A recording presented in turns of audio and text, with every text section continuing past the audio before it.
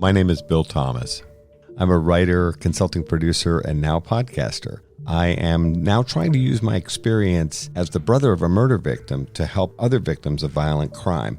I'm working on a book on the Unsolved Colonial Parkway murders, and I'm the co-administrator of the Colonial Parkway Murders Facebook group together with Kristin Dilley.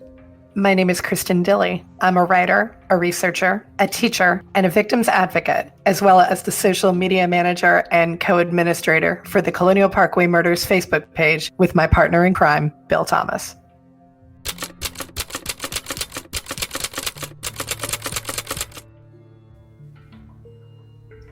Welcome to Mind Over Murder. I'm Kristin Dilley. And I'm Bill Thomas.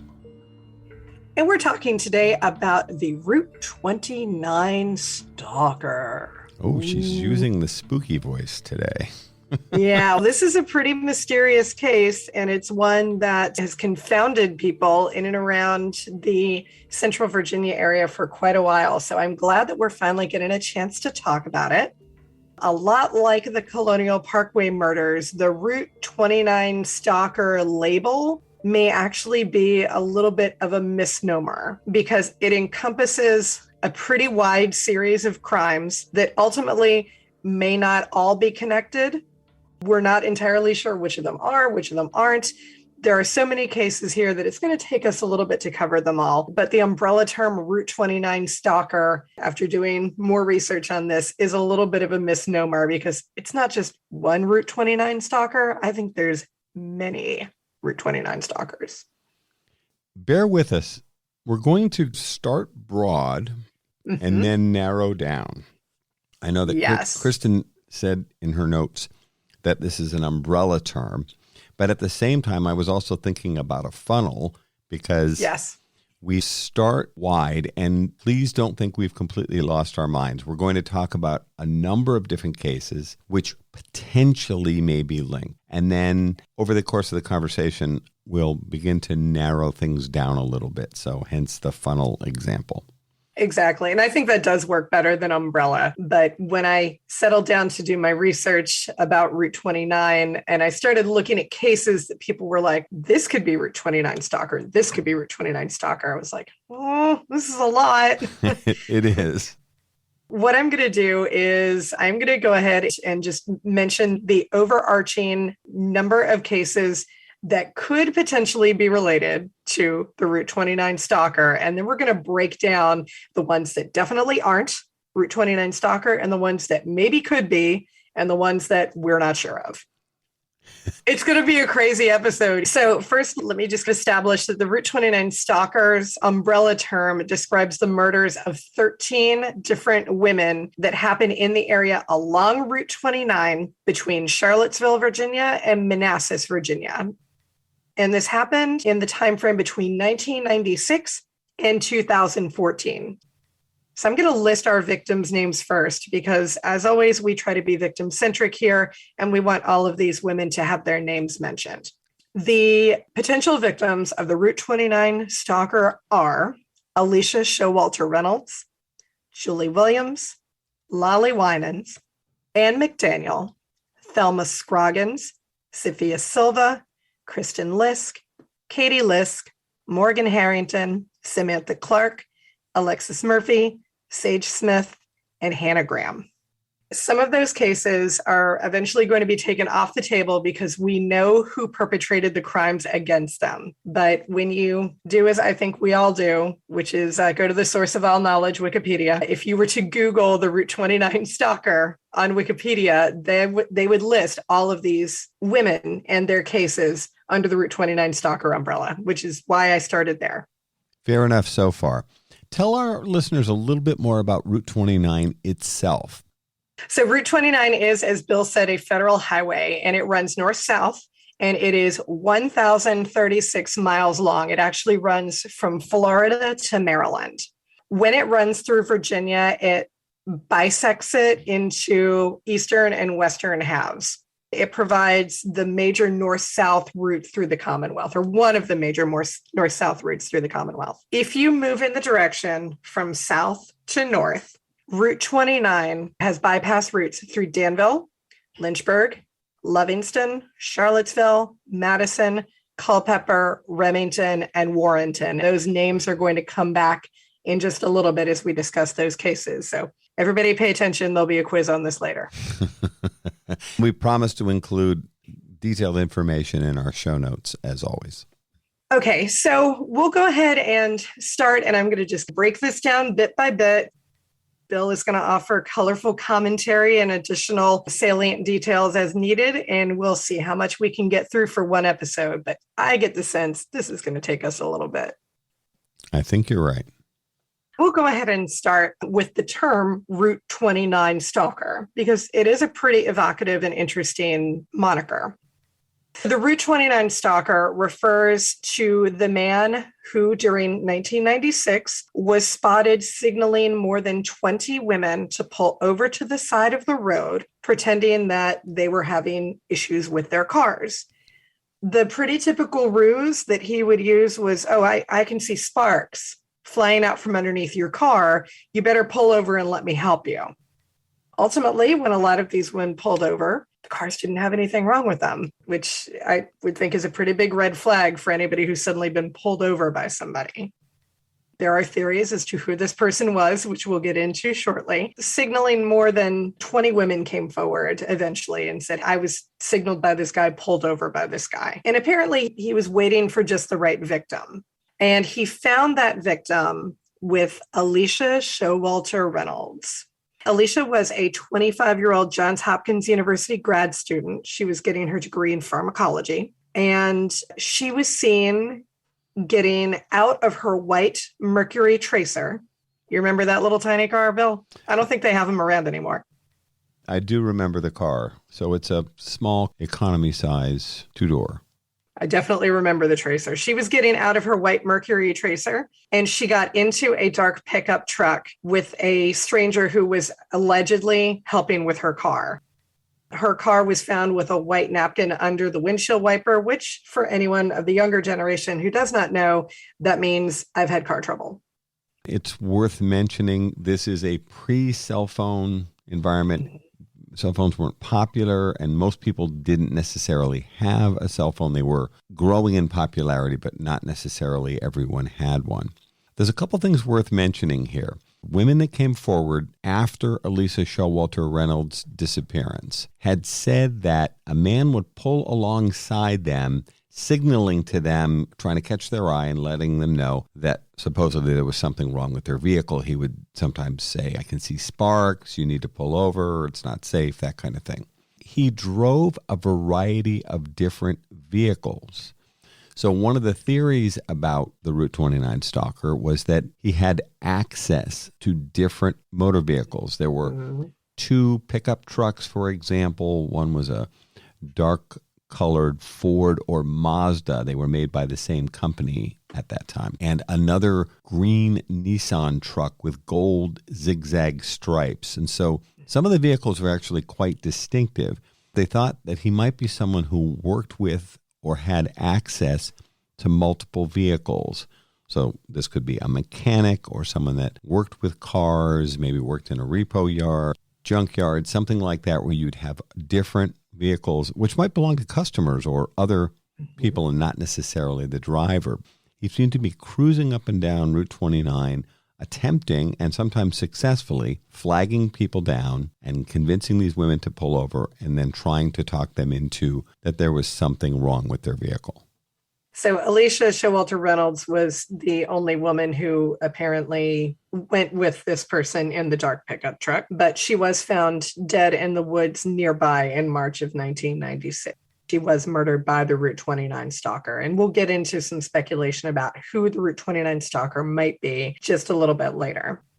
Alicia Showalter Reynolds' disappearance and murder sort of kicked off what seemed to be a startling series of murders and disappearances of women in and around this area. So I'm going to very quickly highlight the disappearance and murders that were happening in the area during that time period, and then we're going to get into different details. Shortly after Alicia was found dead in the woods in March of 1996, two women, Julie Williams and Lolly Winans, were killed inside the Shenandoah National Park in May of 1996, so 2 months later. In July of 1996, 74-year-old Thelma Scroggins was found dead in her home along Route 29. In September of 1996, 20-year-old Ann McDaniel was found murdered in the woods very near to where Alicia Showalter Reynolds' body was. That is this cluster that happened in along Route 29 in 1996. There are more cases, though, but we'll get into that in more detail in just a second. Bill, anything you want to add? I think you're good. I know we're going to be talking with Kate Miles, the author of Trailed, the new book about the Julie Williams-Lolly Winans murder. Kate puts forth some very provocative theories, and that'll be a fascinating conversation in the next few weeks. Her new book, Trailed, One Woman's Quest to Solve the Shenandoah Murders, comes out May 3rd. Many experts seem to feel that there is a strong possibility that the murder of Thelma Scroggins and Ann McDaniel may actually link into the Route 29 Stalker case. Some of those same experts feel that the Julie Williams and Lolly Winans murder inside the Shenandoah National Park may be a separate event. Although, as you said, everything happens in pretty close proximity and over a period of just a few months. And these bodies being found in and around Lingham, Virginia, where I've never been, but I understand it's a real small town. They call it a hamlet in some of the reporting, and it really is just like 6 houses, a post office, and a field. I don't know if there's a term smaller than a hamlet, but I feel like there would almost have to be. Right. But that's what Lingham is. When you're smaller than a village, I think you're down to hamlet size. And it's a tiny place, and it is odd that all of these women started showing up dead in and around this area. But then, if you want to further complicate the Route 29 stalker label, how about this? There were a series of killings after 1996, closer into the mid-2000s, that were ultimately proven to be the work of 3 different serial killers. I know that it seems highly improbable that there would be multiple serial killers working in one relatively small area, but apparently that actually happened. We are talking about the work of Randy Taylor, who was responsible for the murders of Alexis Murphy and presumably Samantha Clark. We are talking about Jesse Matthew, who was responsible for the murders of Morgan Harrington and Hannah Graham. And we're talking about Richard Mark Evanitz, who was responsible for the murders of Sophia Silva, Katie Lisk, and Kristin Lisk. All of these murderers worked along that Route 29 corridor. It's very odd. It is very strange. At the time of these later murders, there was thinking in law enforcement and media circles that these cases might tie back into the 1996 cluster that we refer to as the Route 29 Stalker case. And that's why this case really is so confusing. There are so many things, what's in, what's out, what's a part of it, what's not. It can be very intimidating to try to deal with this case. What I thought we would do, now that we've got the basics out of the way, is work backward and talk about the cases that don't fall under the label of Route 29 Stalker, so we can dig down to the ones that do. Sounds good. There are 4 cases which do not fall under the label of Route 29 Stalker anymore. And those are the murders of Morgan Harrington, Samantha Clark, Alexis Murphy, and Hannah Graham. The first murder is the 2009 murder of Virginia Tech student Morgan Harrington, who was 20 years old. She was the first known victim of serial killer Jesse Matthew, who is currently on death row. Jesse Matthew would go on to murder Hannah Graham, a UVA student, 5 years later in 2014. So he murdered Morgan in 2009, took a break, went again after Hannah in 2014.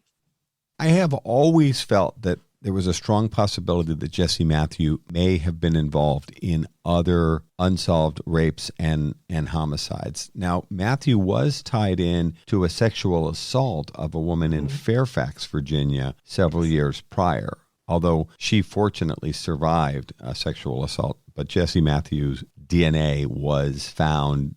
Ultimately, that is what helped connect the Morgan Harrington and Hannah Graham case. After Morgan Harrington's murder in 2009, there was the September 2010 disappearance and probable murder of Samantha Clark, who was 19 years old. We say probable murder because Samantha's remains have never been recovered. Very likely, her murder was perpetrated by Randy Taylor, who would go on to murder Alexis Murphy 3 years later. If you have not followed our coverage of those cases, we do encourage you to go listen to our back catalog.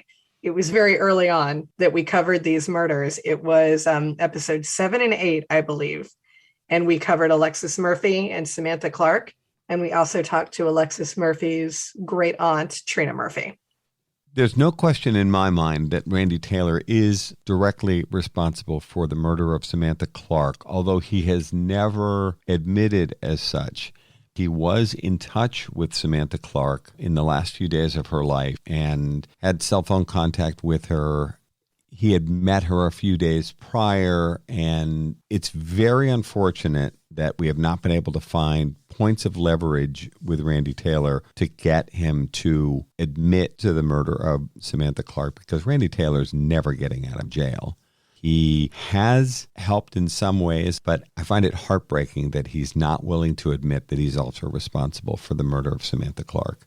There has to be something that Randy Taylor needs or wants in jail that could be provided as an incentive to have him admit his involvement with Samantha Clark, and I think perhaps most importantly, to guide law enforcement to where Samantha Clark's remains can be found. Randy Taylor abducted and murdered Alexis Murphy in August of 2013 in Livingston, Virginia. Her body, unfortunately, went unrecovered until 2020. Hers was the second no-body homicide that was successfully prosecuted in the state of Virginia. And as I mentioned, we did cover her case in some depth in our earlier episode. In 2020, for reasons that we are still not entirely clear of, I think maybe Trina would be a good person to ask about this, Randy Taylor suddenly gave up the location of Alexis Murphy's remains. And so in 2020, he did lead them to where her remains could be recovered. They were ultimately recovered. Her family was able to give her a proper burial. But right around the time period that he led them to Alexis Murphy's remains, Samantha Clark's disappearance was reclassified from a disappearance to abduction and murder. I have to think that is probably because in the midst of giving them information about where to find Alexis Murphy, I wonder if he gave up information about Samantha Clark as well. You're listening to Mind Over Murder. We'll be right back after this word from our sponsors. We're back here at Mind Over Murder. They've never publicly said why Randy Taylor came forward with this additional information in 2020, leading them to be able to recover the remains of Alexis Murphy. I was so hopeful at that time, I think, Kristin, you felt the same way, that this might also lead to the recovery of Samantha Clark's remains. And the whole thing has been baffling and frustrating. I had some off-the-record conversations with Trina a couple of years ago where she told me this was coming. And she said they were hopeful that Taylor would lead them to Alexis Murphy's remains, which he did. I know Samantha Clark's family in interviews has talked about the fact that they just feel like they're on the outside looking in and that people have forgotten about Samantha Clark and her disappearance. For what it's worth, we haven't forgotten about her. We still find ourselves at this frustrating crossroads where we can't seem to convince Randy Taylor, whom, as I said, is serving 2 life sentences. He's not getting out of jail ever. There's got to be some way to convince him. I know one of the things when I talked to Trina a couple of years ago about this, she had said that the kind of appeals to heart and soul or religious or spiritual approach that might work with most of us often don't work with people that are just brutal sociopathic killers who just lack the empathy gene, if you will. Yeah. And when you and I look at each other, Kristin, and we think, oh my gosh, how can he not see how much it would mean to the Clark family to find Samantha's remains, much in the same way it was, dare I say, a healing step for the Murphy family. That appeal to someone's humanity is so difficult a reach for people that are probably almost without a soul. These are brutal killers. I'm hoping there can be some way to reach Taylor with something that he wants, and in a way that would result in a good outcome for the Clark family. Interestingly enough, Randy Taylor, who is totally full of it, in my opinion, suggested to investigators that maybe you should check Alexis Murphy's cell phone and Facebook pages and Instagram accounts to see if she had any contact with Jesse Matthew, who murdered Morgan Harrington and would later murder Hannah Graham, as if he didn't have everything to do with Alexis Murphy. He actually went out there and told his lawyers, hey, ask for a DNA sample from Jesse Matthew. Maybe he did it. Really, dude? You did it. Come on. During the investigation of Alexis Murphy's disappearance, Taylor had claimed that an African-American man with long dreads had been with them at Taylor's trailer, and it seemed awfully convenient to me. Yeah. First of all, it was, let's blame the black guy. And then, of course, there's a guy with long dreads, which is a style that matches roughly the description of Jesse Matthew at that time. The whole thing was just ludicrous. I think they actually went through with it. Did they not, Kristin? Did they? They did. They did run a DNA test on Jesse Matthew, just in case. And unsurprisingly, there was no DNA or social media commonality. There was no contact between Jesse Matthew and Alexis Murphy. That only just implicates Randy Taylor even further, in my opinion. He wasn't fooling anybody with that. Maybe you should look at this guy over here. We've got the right guy. And interestingly enough, Randy Taylor and Jesse Matthew are both in the same Supermax prison in Virginia. They are both in Red Onion State Prison, along with Lee Boyd Malvo, the DC sniper. Interesting. What a classy group of people to have all together out there. And this would be in the western part of the state? Yeah. Way down, like you're almost getting to Tennessee. You'll notice how states almost always stick their prisons at the very edge of their area of jurisdiction. Yeah. It's almost, we couldn't push them any further out. We're just get as far away as you can. It's like putting the dump at the edge of town. Yeah. This is not dissimilar as a repository for people that no one really wants to see. Oh, exactly. And then after the 2013 murder of Alexis Murphy, there was the 2014 murder of UVA student Hannah Graham, 18. Very much publicized. I remember watching this just absolutely explode across social media, NBC, CNN, like every single news outlet that there was at the time had the Hannah Graham story. And that was, I remember that just being huge news for a couple of days until ultimately her body was found.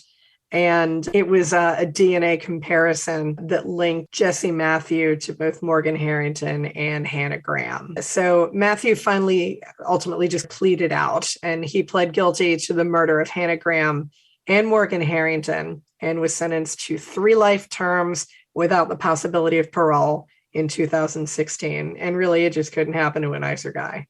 We do encourage you to listen to our episodes 7 and 8 of Mind Over Murder, in which we discuss Alexis, Samantha, and we interview Trina Murphy. And we will get to coverage of Morgan Harrington and Hannah Graham in more detail in future episodes.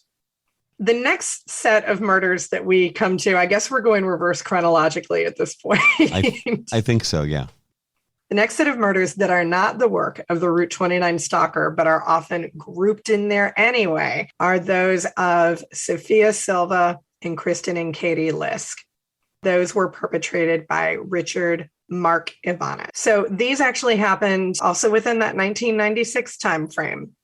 Both of them were just absolutely horrific. I was doing some reading and research on this last night before going to bed, probably not the best before bed reading activity. That will help you sleep. Yeah, it was not great reading before bedtime, but absolutely horrific. Although there is a pretty good, compelling story of survival that does come out of everything that happened with Ivana. Okay, so let's get to September of 1996, and that was the abduction and murder of Sophia Silva, and that is in Spotsylvania. So 16-year-old Sophia Silva was actually kidnapped right off of her front porch. She was sitting outside doing her homework, had a can of soda with her, had her notes from class. Her 21-year-old sister, Pam, came outside to check on her, and she was gone, just gone. Pam said she heard no screams. She heard no sounds of a struggle. Her sister just up and vanished. There was an intense hunt for Sophia because it was determined pretty quickly that this is not a teenage girl who would run away from home. She was not troubled in any way. She had a good family life. Everything was copacetic. So there was an intense hunt for Sophia, but she was ultimately found dead more than a month later in, some of the reporting calls it a creek, some calls it a swamp, but body of water, wrapped in a blue blanket. She had been raped and her pubic area had been shaved, which later will come into play when we talk about the next abduction. Later in May of 1997, you have the double abduction and murder of sisters Kristin and Katie Lisk. And this one breaks my heart, I think possibly even more, because I can't imagine what their poor parents must have gone through to lose both daughters at once. 12-year-old Katie and 15-year-old Kristin were abducted from in front of their home in Spotsylvania, again in broad daylight, just like Sophia Silva. Their bodies were found in the South Anna River 5 days later under similar circumstances. They also had been raped, they had been wrapped up, and their pubic areas had been shaved as well. The case ultimately on this went cold. During the Sophia Silva disappearance, there was an arrest made. It was one of Sophia Silva's neighbors who they thought was maybe responsible for her disappearance because he had been seen talking with her, as neighbors sometimes do. There was a search done of his van, and there were fibers found in his van that seemed to match ones that were found on Sophia Silva. But again, fiber analysis is not exactly a science that we trust nowadays. Also, when this person happened to have been in jail on suspicion of abducting and murdering Sophia Silva, the Lisks sisters were kidnapped. And so very quickly, the charge against him was dropped. Now, the case probably would have stayed cold, except for in June 2002, 15-year-old Kara Robinson did about the most badass thing that I can possibly imagine. She escaped from a serial killer. 15-year-old Kara Robinson had been kidnapped at gunpoint from the yard of a friend, and she was kidnapped by Richard Mark Evans. He kidnapped her at gunpoint when he was walking around pretending to sell magazines, of all things. He showed her a magazine. She's flipping through. He's got another magazine in his hand in which he's got a gun, drops the magazine, holds the gun up, ushers her into a Rubbermaid container in the back of his car, and takes off with her. He took her back to his apartment, which he happened to have to himself because his wife and mother were on a trip to Disney World at the time. He let her out of the Rubbermaid container, took her into the apartment, bound her, raped her repeatedly. After 18 hours, he fell asleep. Kara slipped her hand out of the cuffs and made her run for it. I love this. She's awesome. She's so awesome. And she said that she made a point of memorizing every single detail that she saw in that house. She memorized his dentist's and doctor's names that were on the magnets on his refrigerator. She memorized all the turns that they took when she was stuck in the Rubbermaid container in the back of the car. She memorized everything. And then she ran to the police, said, hey, I've been kidnapped. I just escaped. I can give you all the information. And that did lead to the information that Richard Mark Evans was, in fact, the person who had kidnapped her. Incidentally, and I think most deservedly, Kara actually received the $150,000 reward that had been offered for the capture of Katie and Kristin Lisk's killer. It's worth noting here that Kara Robinson's kidnapping may actually resolve one of the questions from the previous cases involving Ivanitz, which is how did he manage to convince these young girls to leave the safety of their porch or yard and come with him? Now, he may have used a ruse. There's always the lost puppy and those kind of stories which appeal to young people. Given the fact that he used a gun to compel Kara Robinson to come with him, He may have actually used the same approach with these other young girls, where he just produced a gun and insisted that they come with him, and they went quietly because they were in fear of their lives. It makes a lot of sense. Mark Evanitz was 38 at the time that he kidnapped Kara Robinson, and he seemed, on the surface, as we hear about so many serial killers, he seemed like a nice guy. Twice married. He was a former sonar tech for the U.S. Navy. He'd been honorably discharged. He'd received the Navy's Good Conduct Medal, not once, but twice. He looked like your just straight up, regular, ordinary guy. He had a history of legal issues, including a 1987 conviction for lewd exposure.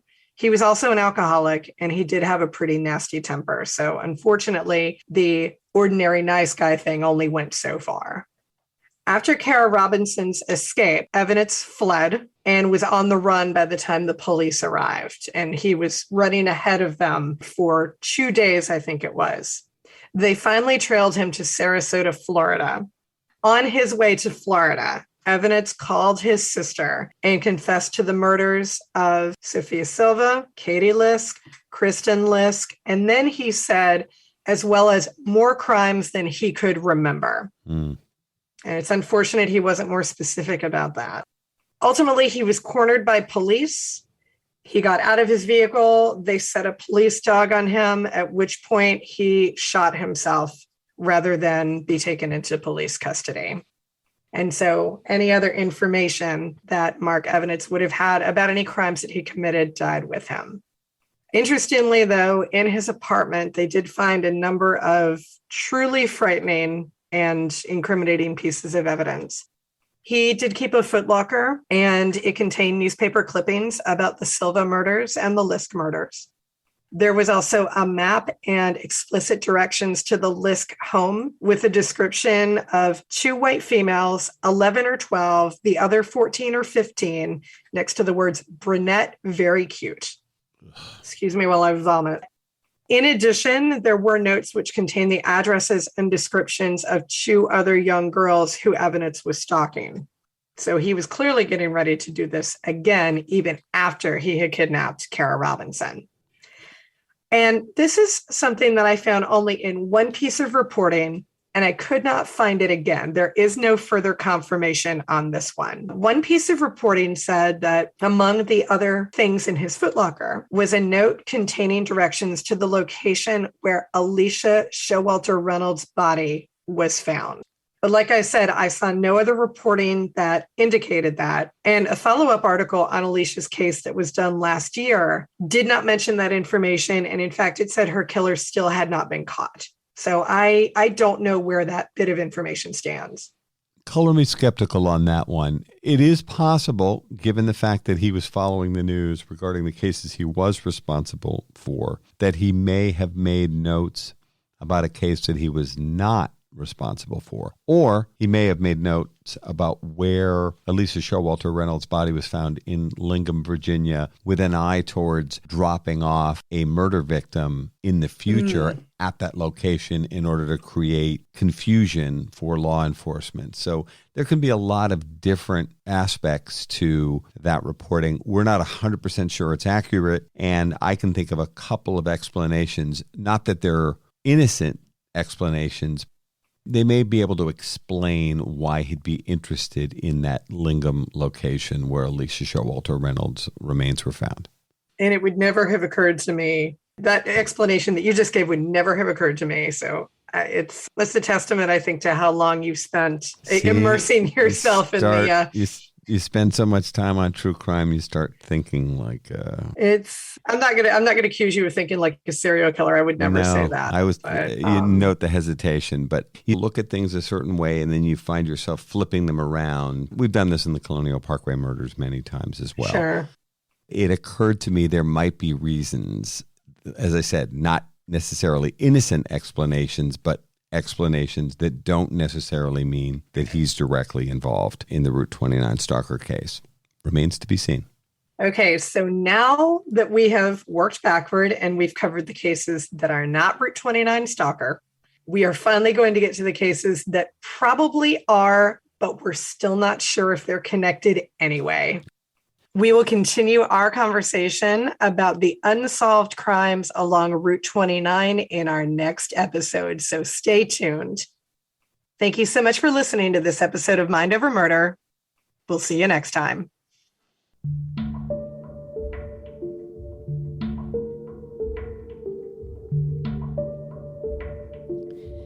Mind Over Murder is a production of Absolute Zero and Another Dog Productions.